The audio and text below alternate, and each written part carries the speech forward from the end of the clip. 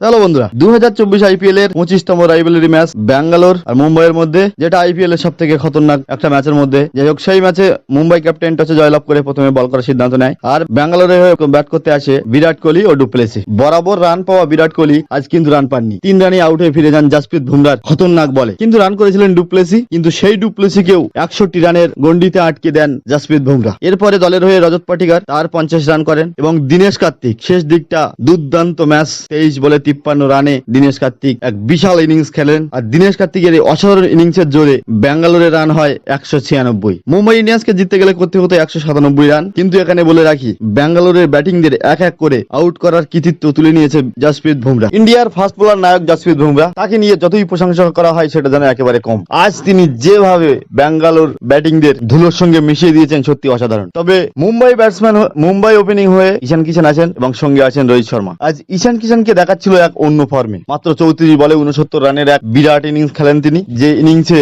একের পর এক বাউন্ডারি, 7খানা 4, 5খানা 6 মেরেছেন তিনি। আর তার সঙ্গে আজ রোহিত শর্মা যেন একটু নরম, একটু শান্ত ছিল। তিনি হয়তো দাঁড়িয়ে দেখছিলেন ঈশান কিষানের ব্যাটিং এবং এনজয় করছিলেন। যাই হোক, তিনি করেন 24 বলে 38 রান। কিন্তু এরপরেই ব্যাট করতে আসেন সূর্যকুমার যাদব। কত কটি ইনিংসে তিনি চোটের জন্য খেলতে পারেননি। আজ মুম্বাই ইন্ডিয়ান্সের হয়ে তার দ্বিতীয় ম্যাচ, প্রথম ম্যাচে সে রান পায়নি। আজ দ্বিতীয় ম্যাচে কিন্তু সূর্যকুমার একেবারে জ্বলে উঠেছে আর সে করে 19 বলে 52 রান, যেখানে 17 বলে 50 রান করেছে সে, যেটা আইপিএল এর 2024 আইপিএল এর ফার্স্টেস্ট হাফ সেঞ্চুরি। আর আমরা ভালোভাবে জানি যে সূর্যকুমার যখন ম্যাচ শুরু করে তখন বল তিনি মাঠের মধ্যে রাখাটা পছন্দ করেন না, বল থাকে তার মাঠের বাইরে। আর স্ট্রাইক রেট ছিল 273, যে 17 বলে 50-এ দলকে এগিয়ে নিয়ে যাওয়া একেবারে সহজ। মাত্র 15 ওভারে আজ ব্যাঙ্গালোরের স্বপ্ন চূর্ণ করে দিয়েছে মুম্বাই ইন্ডিয়ান্স। সত্যি ভাবাই যায় না যে মুম্বাই ইন্ডিয়ান্স প্রথম তিনটি ম্যাচ হেরেছে, সেই মুম্বাই ইন্ডিয়ান্স যে ধরনের তাদের অপূর্ব কামব্যাক। আমরা ভালোভাবেই জানি যে মুম্বাই ইন্ডিয়ান্স এইভাবে কামব্যাক করে আসে। আর এবারে কিন্তু মুম্বাই ইন্ডিয়ান্স ব্যাঙ্গালোরের সঙ্গে তাদের দুর্দান্ত কামব্যাকের সঙ্গে দেখিয়ে দিয়েছে যে দলটার নাম মুম্বাই ইন্ডিয়ান্স, তারা কোনোভাবেই কমতি নয়। তো যাই হোক, মুম্বাই ইন্ডিয়ান্স যে ধরনের ফর্মে ফিরে এসেছে তাতে